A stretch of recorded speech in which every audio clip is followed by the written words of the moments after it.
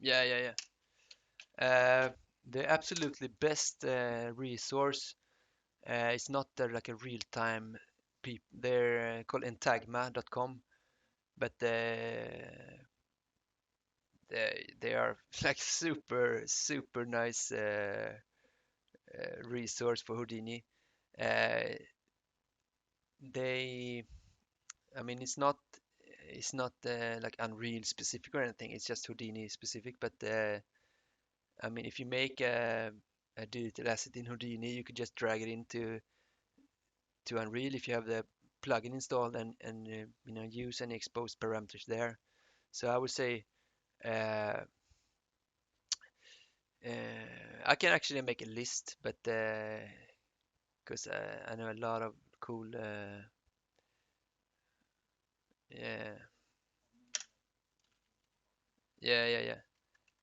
yeah.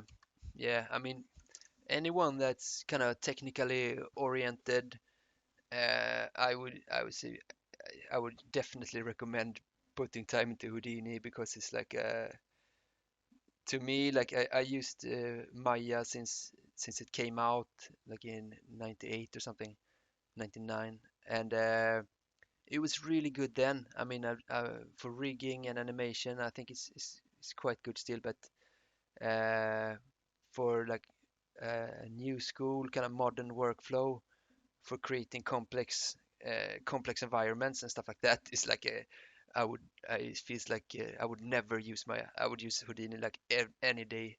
I would, even if I didn't know Houdini, if I was assigned to make it like a complex environment, I would just learn what I had to learn.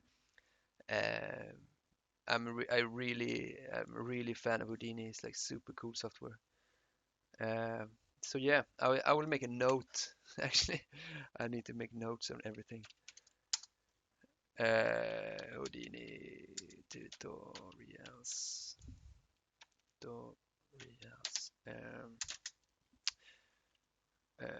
procedural, modular construction. Yeah.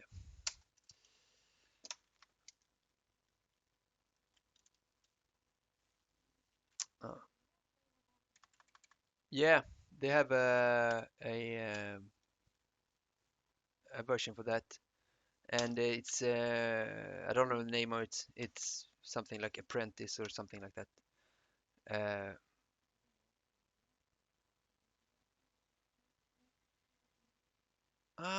Shit. Maybe that's true. But I think you can export meshes anyway. I can look into that.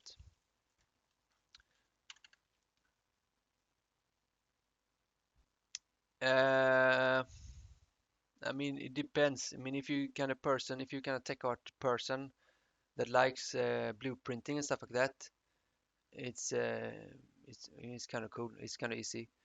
But I mean, if you're like more pure like art person, it might be a steep learning curve. Um, I mean, I can just I think started up here. Uh, this is how it looks. So everything is contained in a geo node.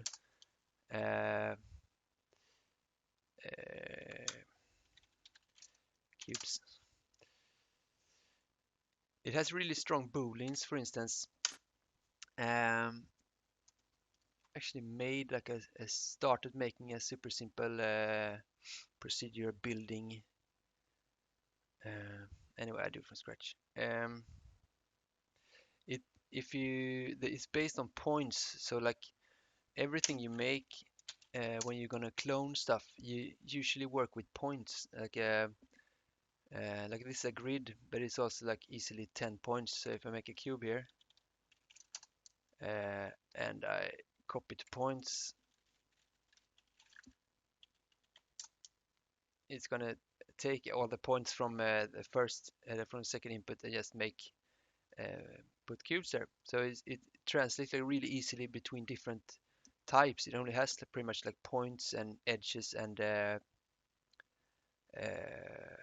primitives, and uh, and then you add attributes to 2 points or primitives edges, and attributes in Houdini is like some kind of data you attach to it. So if you want to make like random scales on these ones, you could either use like the point wrangle, which is like a code window. So you make a new attribute like float at for attribute, p scale, which is like a preset, and random, and I think it's a seed, and then range. Oops.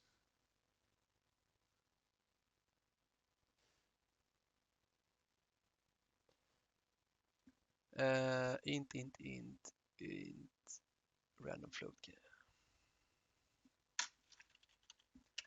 Right.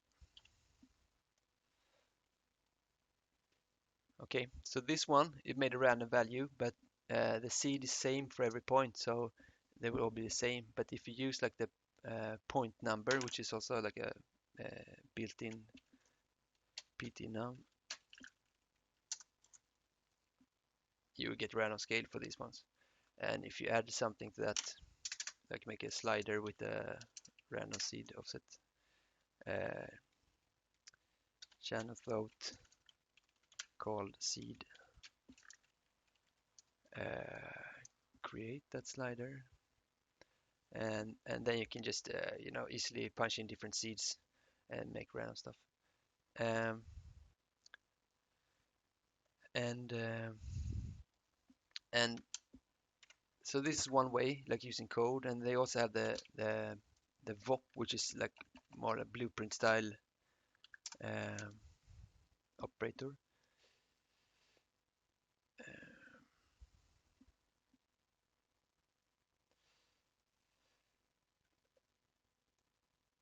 So this is the position into a noise, and 3D input, 3D noise into position of this one, and we also want to add it to the existing position.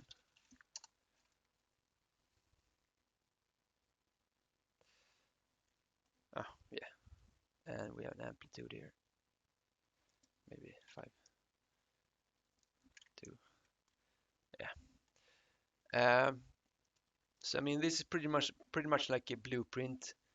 Uh, difference being, it's one difference is that I mean, they have some super high quality nodes that you can process like millions or even like lots of millions of points, make high-res assets. You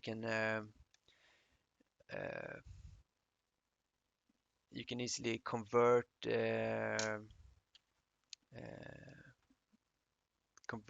for say to a volume. I mean, this is completely uncontrolled, like a random thing, but I mean, you can control it quite easily too, and you can of course change this one into different houses and create a switch that switches different houses. So I mean,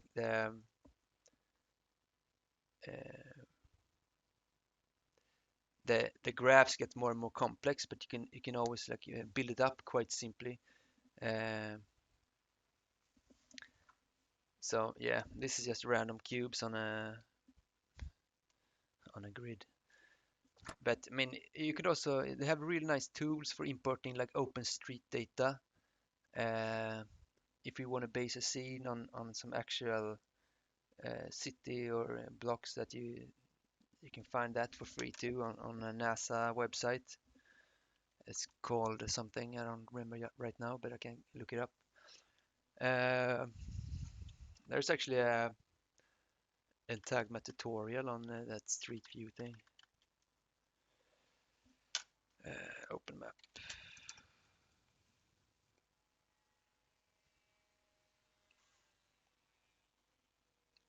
here. So and this is a free tutorial where they go through the new they even match like height data to OpenStreetMap data and project the streets on the height map and stuff like that. So if you're interested in that stuff, um,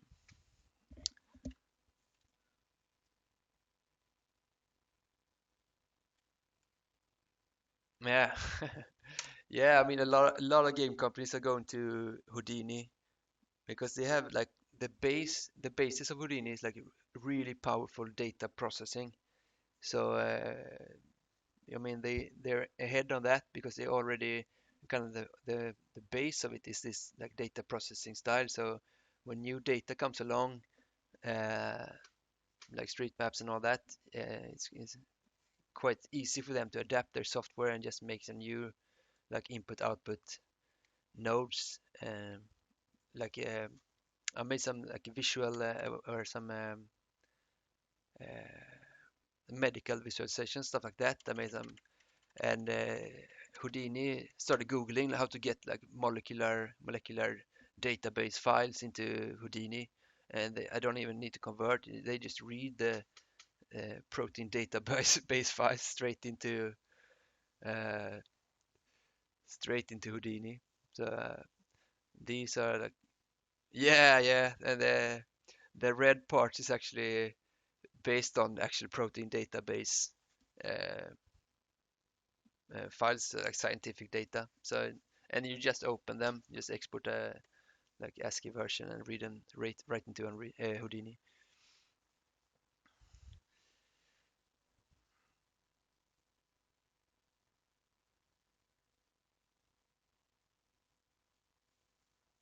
Yeah, I mean they changed their focus, or not changed, but they added the game focus maybe like 7 years, 8 years ago or something, and came up with the indie version and started to make like export and optimization tools and stuff like that. And um, I mean now I would say, of course, you need some. I mean, to me, the only thing that makes that would make sense pretty much is using like Houdini or Blender, but that's just like a personal preference too. But for technical artists, I think Houdini is the future. But I mean, I've been through all the softwares. I used Maya for 10 years, and I mean, I love rigging. I used to love rigging and animation in Maya. Uh, and some of my friends love the modeling in Maya. But I'm really kind of tech art person. I make systems uh, that can be reused, and I mean complex setups that um, so for me it's like a natural step. And I mean I like the blueprinting and uh, that kind of visual scripting style of doing things.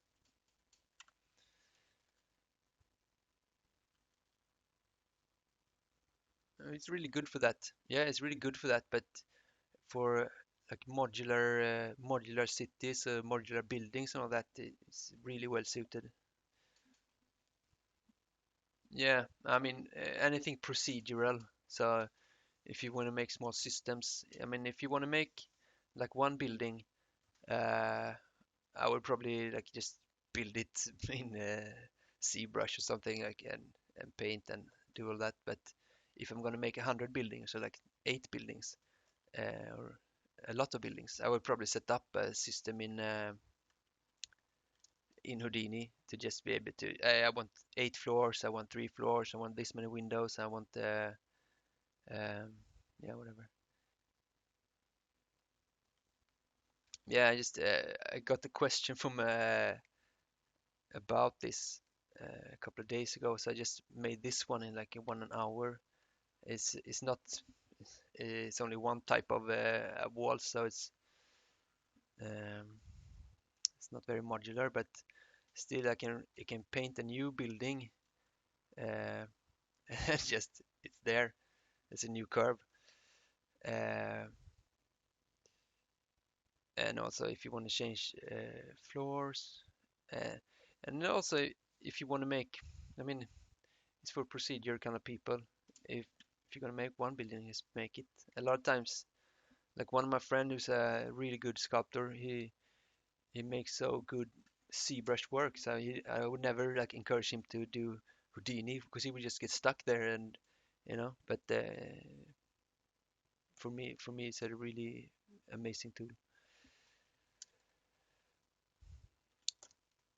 Also, I found this one. It's an old one from like children's uh, cinematic for kids, but uh, it's kind of a proof of how little assets you need sometimes to make a scene. It's like one house everywhere, like scaled, and it's one tree, and it's like one soft hill kind of thing, and it's one cliff. So and then one distant mountain, and that's it. So like I don't know, 5 assets or something um, to block out a kind of quite large scene. Yeah, yeah, yeah, yeah, yeah.